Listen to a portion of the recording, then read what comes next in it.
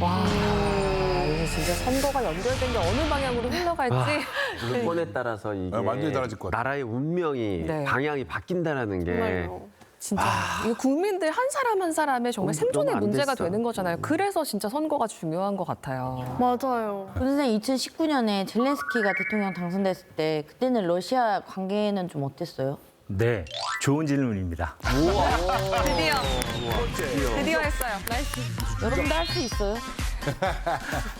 이제 젤렌스키 대통령이 대통령 당선된 과정에서 러시아와의 관계 개선을 하면서 이 적절한 화해와 공존의 방법을 찾아봐야 한다.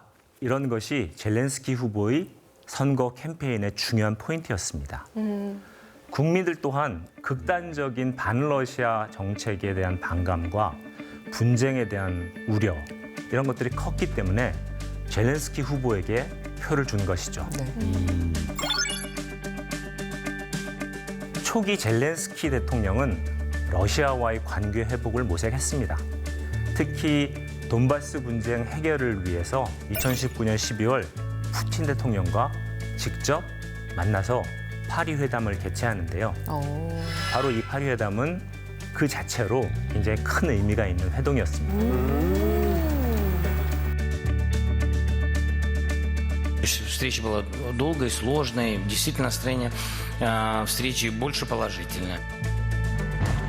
오랫동안 그 교착 상태에 빠져 있었던 돈바스 문제의 돌파구가 마련될 수 있겠다 하는 이런 조심스러운 기대가 이때 고조되었는데 끝내 실현되지는 못했습니다.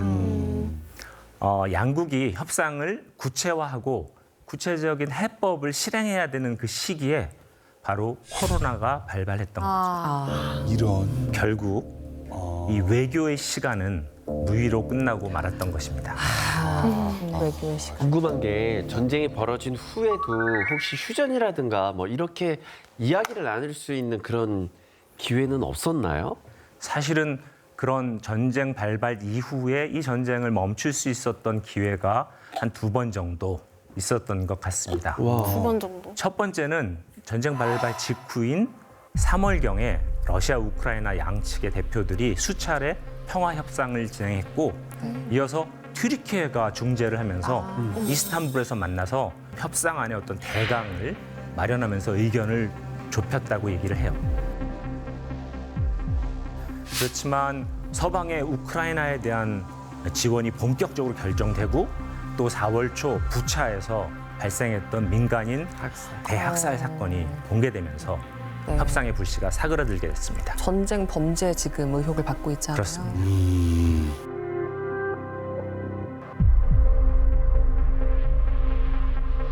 그리고 두 번째 기회는 전황이 다시 움직인 2022년 8월에서 9월 사이입니다. 우크라이나가 북동부 전선에서 큰 군사적인 성공을 거둔 뒤였습니다. Російська армія цими днями демонструє найкраще, що вміє. Показує спину. І зрештою, це непоганий вибір для них. 그 시기 러시아는 이미 점령했던 우크라이나 동부의 4개 지역을 자신의 영토로 편입하는 조치를 마무리하면서 휴전 가능성을 타진한 것으로 전해졌는데요. Люди, живущие в Луганске, Донецке, Херсоне и Запорожье, становятся нашими гражданами. Навсегда. 우크라이나로서는 영토를 뺏긴 상황에서 전쟁을 그냥 마친다?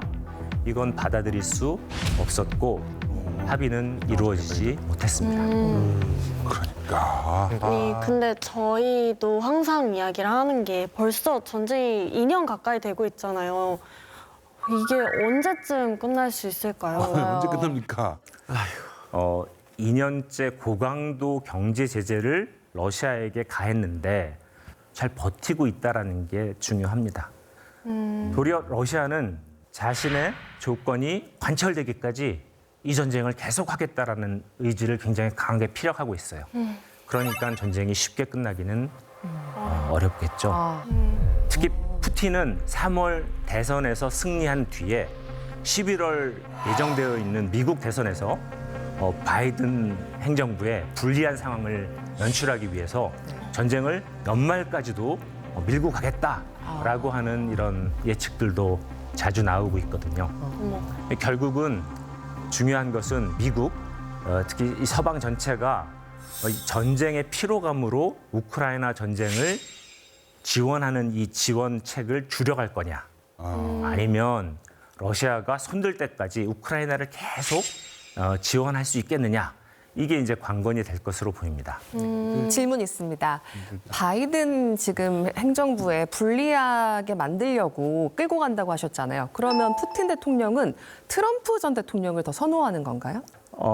푸틴 대통령 입장에서는 바이든 대통령보다 대화 상대로서 좋을 뿐더러 미국 자신의 역할에 집중하겠다고 하는 트럼프 대통령의 우선주의가 훨씬 다루기가 쉬웠던 거죠.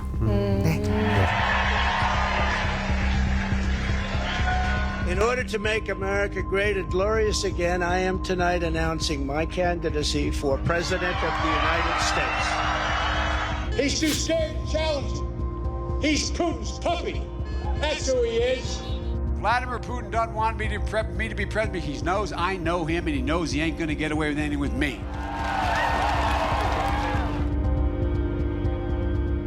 그러니까 어떻게 보면 사실상 전쟁의 향방에 가장 큰 영향을 미칠 것으로 보이는 것은 바로 미국 대선입니다. 네. 문제는 미국 대선 자체가 예측이 굉장히 어렵다는 점입니다. 사실 미국도 국내 정치가 양분되어 있잖아요. 리더에 따라서 뭐 환경 정책이라든지 우크라이나 전쟁, 그리고 대중관계, 이런 것들이 크게 변화할 가능성이 적지 않거든요. 이런 의미에서 선거는 단순히 한 나라의 지도자를 뽑는 데 머무는 그런 행사가 아니라 국내 정치를 넘어서 세계 정치 전반의 변동과도 깊이 연관되는 그런 것이죠.